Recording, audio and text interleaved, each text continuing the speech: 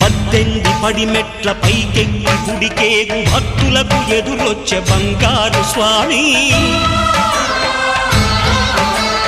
ఇరుముడులు స్పృశించి శుభమనుచు దీవించి జన బృందముల చేరే జగమేలు స్వామి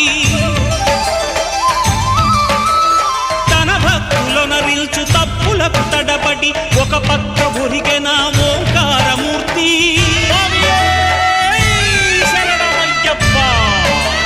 స్వాములందరూ తనకు సాయము కాగా ధీమంతుడై లేచే ఆ కన్య స్వామి